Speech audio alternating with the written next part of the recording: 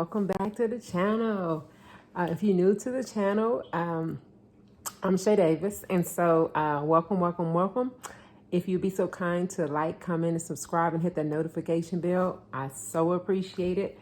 Today is going to be an easy dinner day. I'm not cooking anything. I'm warming up. I warmed up the chicken noodle soup, and oftentimes when we were small, we would always have soup and sandwiches. So this kind of brought me back to that tonight. So I think I'm gonna do a soup and sandwich. And what I'm going to do is not a chicken sandwich, but I'm gonna do a roast beef sandwich.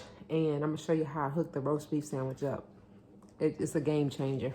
So I got the, this is a soup obviously. So I had the roast beef from the deli at the grocery store.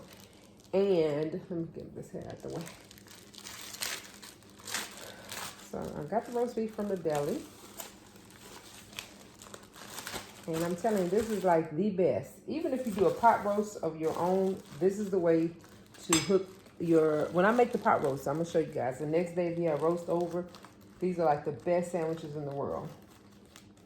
That's just my opinion. But it's a pretty good sandwich. So let me get a plate down. Now, why is it that we always skip the end, the butt of the bread? I don't know. Comment down below if you guys do that. You see, I got all the way past the butt of the bread to get like the second, third slice out. So let me know if you guys do that too. But so I'm gonna get my sandwich spread on here, and I'm just happen to have Miracle Whip, so this is what I'm using. So I'm gonna spread this on my bread. Real lightly. I don't like a lot. I don't like it dry either, but I just want something on there. And I've never really done this with mustard, so I can't say what mustard would taste like. Don't know.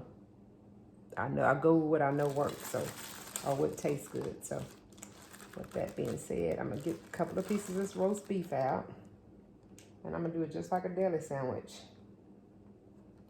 And I only need like 2 pieces, really. That one was kind of big.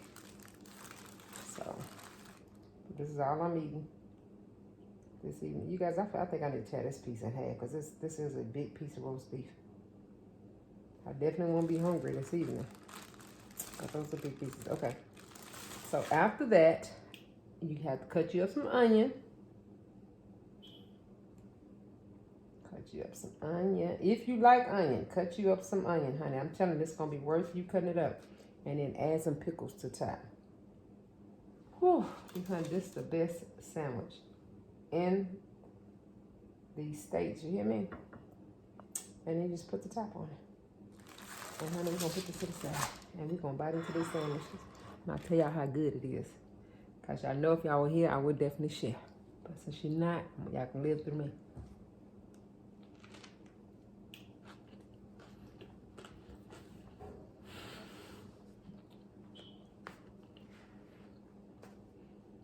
This is good as I remember. That's it. I'm telling you, that's it. That sandwich right there.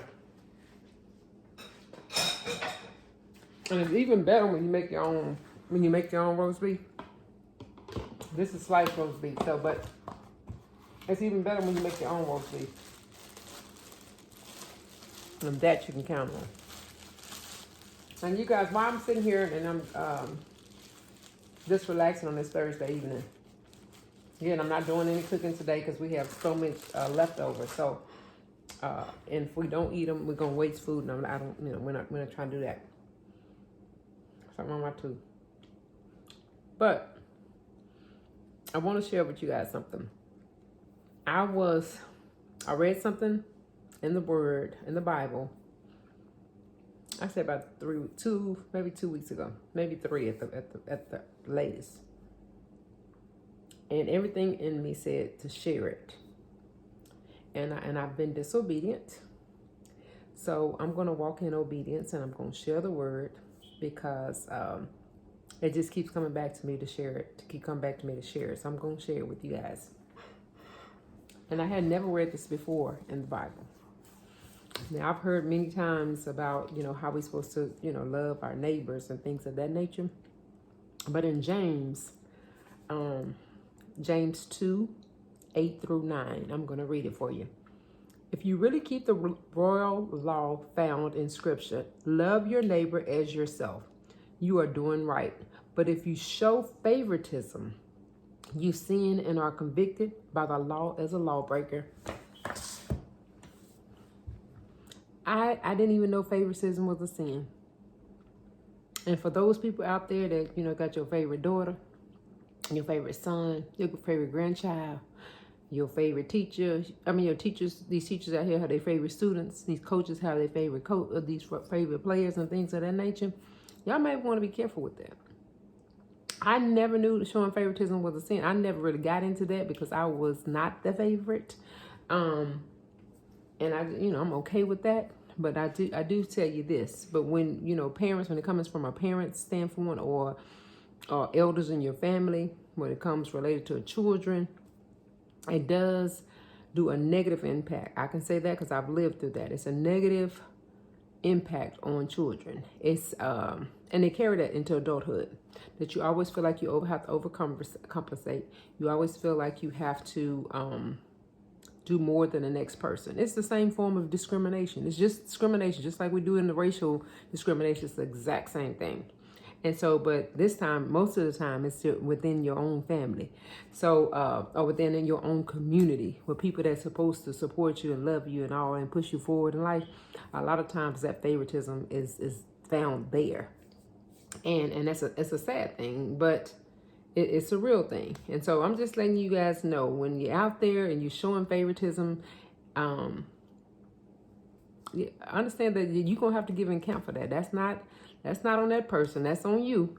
And as long as now you know. So now, as long as you know, when you're responsible for it, you know. So now that you know, I hope that we're going to do better on that favoritism thing. But I was blessed by that word. Just knowing that all these many years, I'm trying to figure out what have I done wrong. But, that's just like sin. People going to sin as long as they want to sin, until they realize or till they come revelation that maybe they need to be doing something different.